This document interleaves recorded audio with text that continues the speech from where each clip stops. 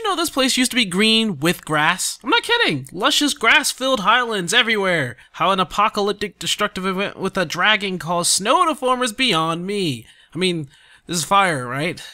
That looks like fire.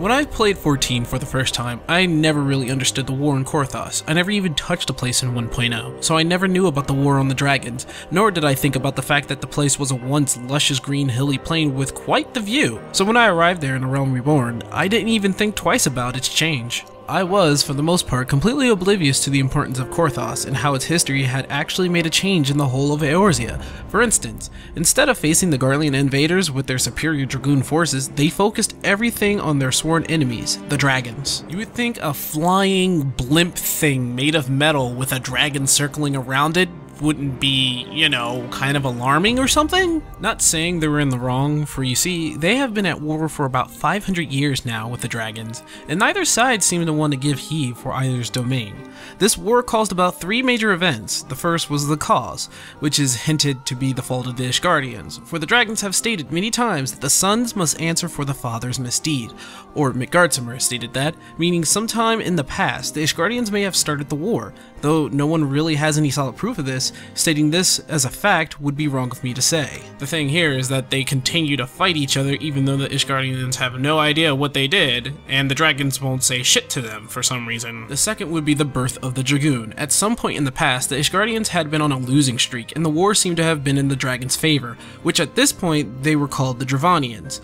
It was this desperate attempt that caused the birth of the first dragoon to fight back against the Dravanian horde. Having the power of the enemy they so loathed, the dragoon could reach heights that no normal person could ever attempt to fathom. As in, they could jump really, really high and really, really fast, evening up the odds for the Ishgardians against the Dravanian. This power soon spread, of course, to others who wished to go toe-to-toe with the dragons themselves, which is why there are so many of them now. This also gave birth to the Azure Dragoon, the leader and most powerful of all dragoons in the Ishgardian army. With power that rivals that of the strongest Dravanian, the Azure Dragoon takes point in major charges against the dragons as a symbol of Ishgardian might. The third actually happened quite recently, that being the doors of Ishgard now being open to outsiders. For centuries, the doors to Ishgard were closed to those outside of their lineage, but now that Midgardsormr had reawoken, Shiva, the one who lay with dragons, appearing, and the dragon song being heard, the Ishgardians had no choice but to open their arms to the outside world for help.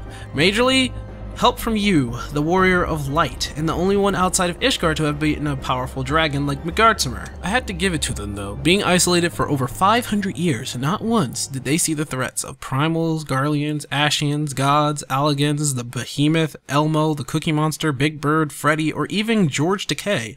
I'm very impressed. And apparently so is George Decay. Oh my.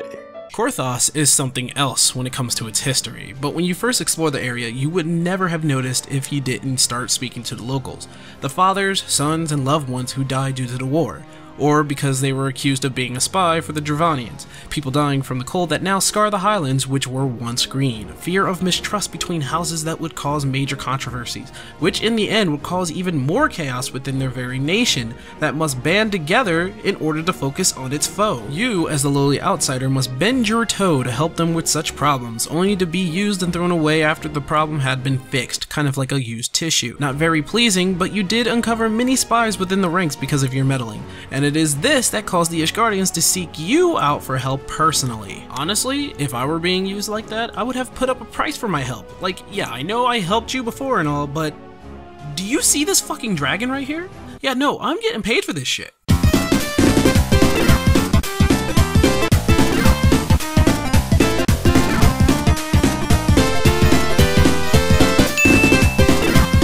Coerthas Coerthas even has its own personal behemoth problem, and even though I myself have never seen a behemoth in action, I can tell you that the horror stories were some of the most exciting things I've ever heard. Fighting a behemoth may have been monstrously hard, but in the end, you feel oh so accomplished when you finally defeat it. Boom! Holy shit. Yeah! I got bronze, whatever. Now if you go ahead and explore the area for its sites, you see many abandoned locations, such as the ruins where you fight a fate boss, and to end your Dragoon quest when you had to fight a fellow Dragoon for the Eye of Needhog. I stumbled upon many locations that house monsters like the Chimera, or a giant wall of ice that had a Dravanian base on the other side, proving that the Dravanians are always close to their enemies. The many dungeon locations that lead to a demon-filled Dark Hall, or the Stone Vigil, a place that was once Ishgardian territory, that is until the Dravanians took it over. However, it is now Ishgardian territory once again because of your meddling, and is now a major outpost for Ishgard. Not to mention the view from set locations that still has me wondering what lies beyond. So many places like an outpost way too far to be seen by the naked eye, a gate that never seems to open, nor does anyone know what lies on the other side, and the location where the Cataclysm showed its most devastating effect. Again, Coerthas is an interesting place, and was the most mysterious, seeing how this isn't even its most prominent location. In Heavensward, we'll get to see the rest of Coerthas and the effects the Cataclysm, the war, and the doors being open has done for the once secluded nation of Ishgard. We'll get to see the floating islands that were seen in trailers. We'll see the rest of the Dravanian horde and the many forms a dragon takes. Hopefully, we'll see the people of Ishgard and experience the world of a deprived nation going through many hardships. We'll hopefully finally uncover the mysteries of this war between dragon and man, and find out why Midgardsormr has so much interest in you personally, and hopefully find out why Hela no longer speaks to us, because if she's just going to pull a Navi on us like that, she better have a damn good explanation. So I've seen a lot of the comments on my last video, which was a look at the Dragoon job, what its name meant, how similar Dragoons were to real life Dragoons, and some info on Heavensward along with a hypothesis. Some of you argued the fact that a Dragoon having a dragon by his side would be hypocritical of the job, saying how they were bred to kill dragons and have been doing so for 500 years against the Dravanians, who were mostly dragons in the first place. Well, here's my view on the subject. Dragoons use the power of the dragon, so they already depend on the power of their enemies, so to fight them as equals. I think that having a pet dragon would only emphasize the fact that they use the power of their enemy, which in war, real or fiction, was a practice to close the gap in power. For example, if your enemy had a sword, would you not use a sword to combat them? Or even better, find something better than a sword to win? Would they not use something like a spear to combat the sword's short length? Or if a person pulled a gun to your face, would you not combat his gun with your own? I mean, you want to live, right? Just something to think about. And remember, in 11 when getting a dragon, you must eventually kill one as well. 11 has the Dragoon being trained to fight dragons, and as the owner of a dragon, Wyvern in this instant, even though it clearly has 4 legs and should be considered a dragon, it will have many breath attacks to support the Dragoon. When doing a weapon skill, it usually does an offensive ability. When using a spell, it's usually a defensive ability. I thought this was a cool mechanic. You could attack and the Dragoon would use flames, frost, wind, etc. to blow the enemy away, and when you cast a spell, it would breathe healing breath over the Dragoon, so to keep him from being too hurt. This breath could be anything from healing poison or healing blind, and yes, this might make the Dragoon in 14 a little overpowered, but understand guys, the fact that I wished for a dragon in 14 was already a fleeting dream for me. I understand that in 14 Ishgard hates everything that means to cooperate with their enemy, but if they are willing to tame dragons, and even use their blood to make the dragon forces, why not have a baby dragon to help out the Dragoon?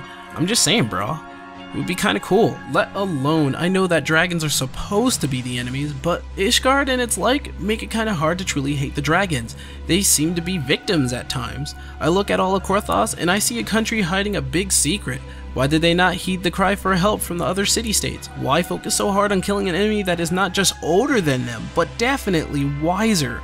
We all know they're intelligent, and if they can speak, they can also negotiate. But for some reason, they choose to fight one another. No negotiation, no talk of peace, just war and bloodshed. We'll only know why this war has kept up for so long in the new expansion of Final Fantasy XIV. And with that being said, what do you guys think will happen in Heavensward? Go ahead and leave it in the comments below, or better yet, message me on Twitter and tell me what you think. I'm trying to be a little bit more social with my viewers, so don't be shy and follow me on Twitter and Twitch, where I also do some occasional 14 streaming. And a little warning, I may not be playing 14 all the time. So thanks for watching, let me know what you guys want me to look into for videos like these, and I'll get right on it. So as always, I hope to see you in the next video.